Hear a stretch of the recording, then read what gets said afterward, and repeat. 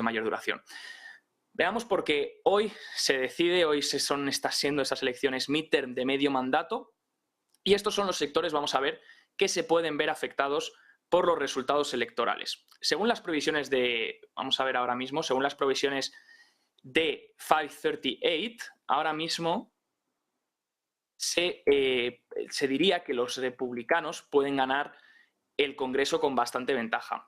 Y lo que es el Senado estaría más disputado entre los republicanos y los demócratas. Si los republicanos ganan el control de las dos cámaras, lo que se está diciendo es que los demócratas obviamente estarían muy limitados para accionar. Pero los analistas dicen que este estancamiento en tema político podría ser un buen escenario para los inversores. ¿Por qué? Una victoria republicana haría menos probables los cambios importantes de políticas. Esto daría previsibilidad a los mercados y el S&P 500 podría subir hasta los 4.150 puntos esta semana si los resultados favorecen a los candidatos republicanos, según dice Mike Wilson de Morgan Stanley. También añade en su última carta a los inversores que los republicanos han hablado de congelar el gasto a través del techo de la deuda, como lo hicieron en 2011 con la ley de control presupuestario. Y es que una victoria de los republicanos, como hemos dicho, podría hacer que el gasto fiscal se empezase a congelar y se empezase a reducir ese déficit por parte del gobierno, lo que podría ayudar obviamente a frenar la inflación, generando una caída en los intereses y un rally en las bolsas y en los bonos. Esto es lo que dice Mike Wilson de Morgan Stanley.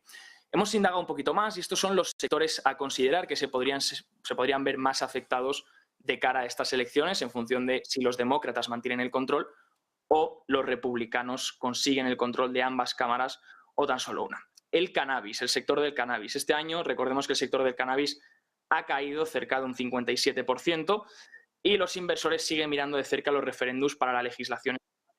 El control republicano de al menos una cámara podría eliminar de la mesa la propuesta de legalización federal. Si los demócratas consiguiesen mantener ambas cámaras, cosa que por ahora, según las encuestas, sería poco probable, sería más favorable. Por tanto, si los republicanos se quedan con alguna de las dos cámaras, pues se podría quitar de esa mesa la propuesta de legalización federal por el momento. En el sector salud, según Ray Steins de Cowen, si los republicanos se hacen con el control de las cámaras, tratarán de ralentizar o cancelar el proceso de ley de reducción de inflación a través del que Medicare puede negociar los precios de los medicamentos. ¿No se acuerdan esa ley que se puso con ese Inflation Act? Se hablaba de que Medicare pueda negociar esos precios de los medicamentos, pues si los republicanos consiguiesen otra vez el control, tratarían de ralentizar o cancelar, según dice Ray Weisens de Cowen. Por otro lado, las empresas chinas listadas en USA. Ya sabemos que hay luchas constantes entre auditorías entre estadounidenses y reguladores chinos por no poder acceder a las cuentas de las grandes empresas tecnológicas. El otro día, sin embargo, que fue parte de lo que impulsó el rebote, aunque más de lo que está impulsando el rebote en China es esa especulación de la reapertura, pero también se comentaba que en China el otro día que se había llegado a un entendimiento y que las cosas iban poco a poco mejorando, ¿no? Que esos auditores estadounidenses estaban cada vez más contentos. Sin embargo, si los republicanos se hiciesen con el control del Congreso, pues aumentará la intensidad de la supervisión a estos ADRs chinos y probablemente conducirá a más luchas por esas auditorías. Por otro lado, las grandes tecnológicas, también a vigilar en estos resultados de midterm.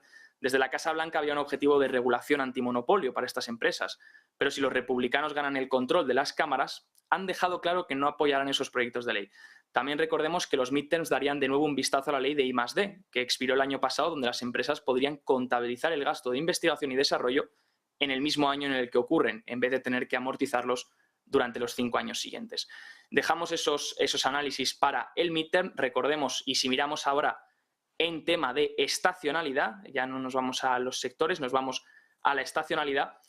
Aquí tenemos las combinaciones de retornos medios anuales, excluyendo 2001 y 2002, del S&P 500, en función de cómo se complementen el Congreso y la presidencia. En este caso nos tendríamos que fijar en un presidente demócrata, ya que eso no va a cambiar por ahora, y nos fijaríamos en el Congreso. En caso de que los republicanos, que parece ser la parte más favorable, los republicanos se quedasen en el Congreso, pues vemos que estamos en ese cuadro rojo de rentabilidades medias anuales en el S&P 500 en cuanto a estacionalidad. Recuerden que la estacionalidad pues es una media, y ahora pues estamos en un año que es un poquito más complejo que el resto y por tanto podría no funcionar, pero ahí les dejo esa media. También gráfico que vimos ayer, pero viene bien recordarlo, si los demócratas, que son los que controlan ahora mismo la presidencia, ahí tenemos en la parte azul cuáles son los retornos medios del S&P 500 desde 1950 a 2021 en función de quién se quede con el Congreso. Si el Congreso estuviese dividido, pues un 13,6.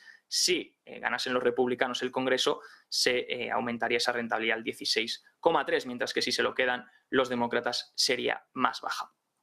Por otro lado, y si miramos año a año desde 1950, todos esos años de midterm, recuerden esta tabla de All Star Charts Plus, donde vemos desde 1950 a 2022 todos los retornos que ha generado ese midterm desde a un mes vista, 2 meses, 3 meses, 6 meses y 12 meses. Como pueden ver, en general, a 12 meses vista sí que es verdad que estacionalmente suele ser positivo, pero no olvidemos que a un mes vista tenemos escenarios como en el de 74, que veíamos caídas de hasta un 12% en el mes siguiente, del 94, donde veíamos caídas del menos 4,3%, o del mismamente 2018, donde veíamos caídas de un menos 4,4% en el mes. Por tanto, si miramos cuáles son las expectativas a un mes, 2 meses, 3 meses, 12 meses, disculpen, las expectativas no, la estacionalidad, la media, vemos que a un mes vista y a 2 meses e incluso a 3 meses no es tan predecible, mientras que a 6 y 12 meses sí que es verdad que tiende a ser más positiva. Veremos si este año, a pesar de todo lo que está ocurriendo, esta estacionalidad funciona o si esa subida de intereses, ese efecto que va poco a poco generando en la reducción de la demanda, en lo que va a generar en el mercado laboral, pues acaba haciendo que esta estacionalidad no se cumpla. Sea como sea, ahí lo tienen para poder analizar los retornos medios en el S&P 500 en estos años de midterm. Y tenemos ya con nosotros, porque